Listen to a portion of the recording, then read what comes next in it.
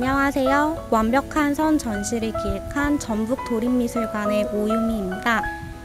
완벽한 선은 도민의 자산이자 전북도립미술관의 소장품을 함께 공유하고자 군산 이당미술관에서 개최하게 되었습니다. 이번 전시는 도형을 이루는 기초 요소 중 하나인 선을 주제로 한 다양한 작품을 통해 선에 담긴 조형성을 탐구하고 새로운 시각에서 선을 바라보는 방법을 제안하고자 합니다. 선이 지니는 간결함과 정밀함, 균형과 불균형, 절제와 무절제 등 다양한 특성을 바탕으로 표현주의적 관점에서 작품을 감상해 보시기 바랍니다.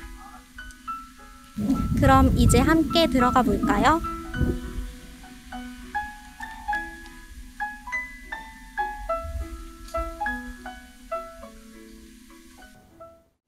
먼저 보실 작품은 윤성필 작가의 2015년 작품 에너지 20-1입니다.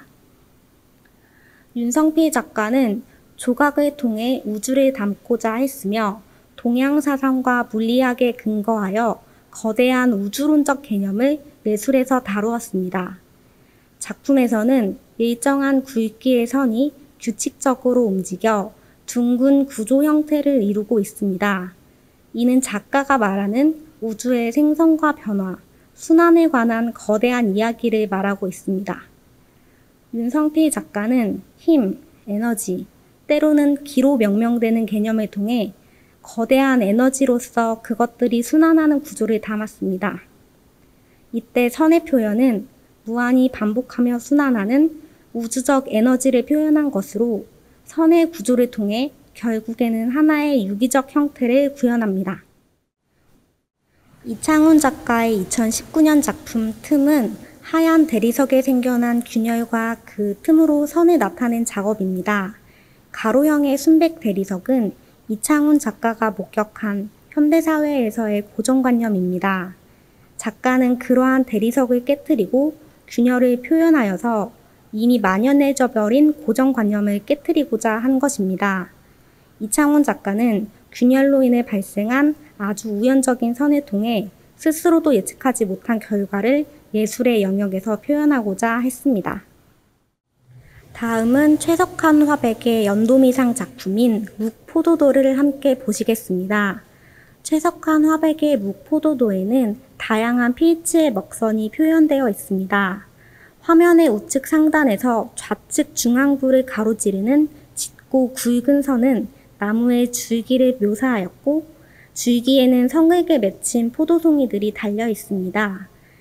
나무 줄기의 힘이 느껴지는 동세와는 대조적으로 시원하게 뻗어나간 나뭇가지의 잔줄기와 인맥은 그 선이 얇게 표현되고 있으나 그 끝이 S자형으로 휘어지게 그려져 포도도를 더욱 풍성하고 율동감 느껴지게 구성하였습니다.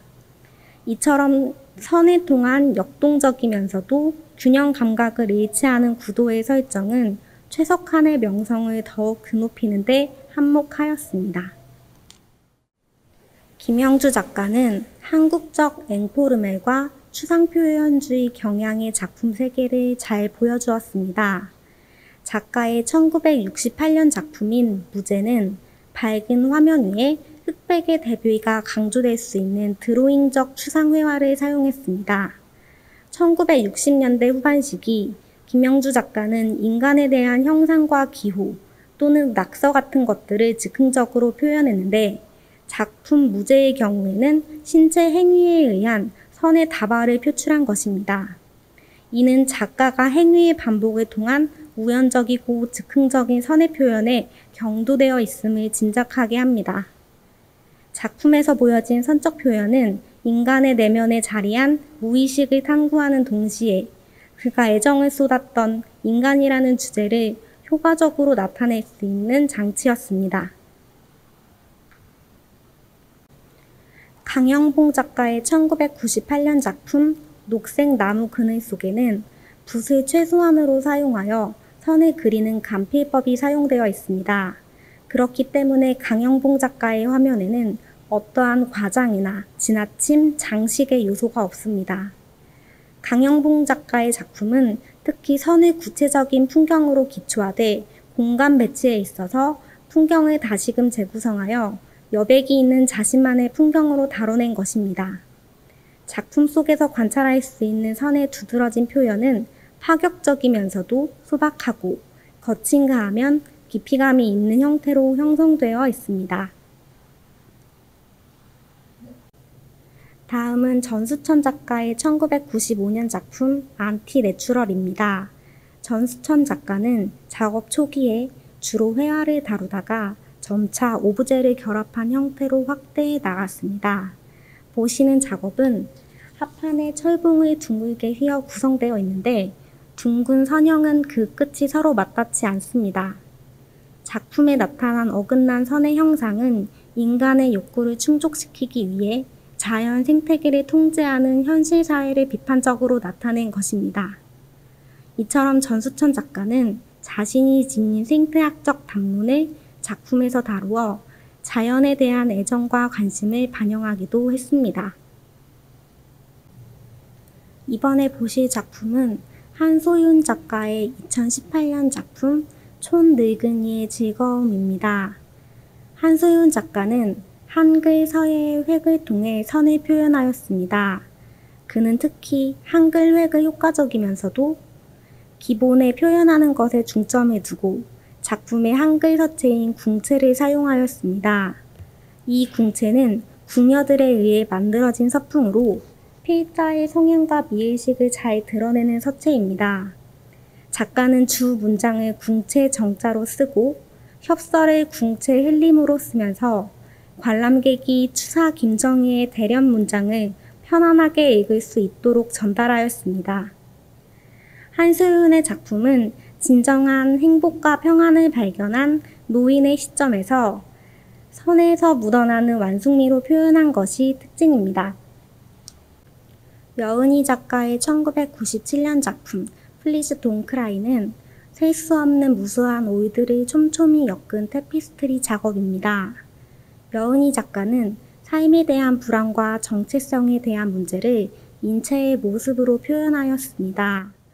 여은희 작가는 누드의 움직임을 순간적으로 포착하여 크로키하고 크로키한 이미지를 강렬한 대비의 실색으로 직조하였습니다. 작품은 실이라는 무수한 선을 통해 회화와 재료적인 상이함을 수용하면서도 회화 못지않은 시각적 효과를 창출하고 있습니다. 또한 실이 주는 따뜻한 질감에서는 붓터치가 가미된 작품과는 또 다른 아우라를 풍깁니다. 이건용 작가는 1970년대 한국 미술에 전례 없었던 행위예술의 한 장르인 이벤트라는 형식적 실험을 시작하였습니다.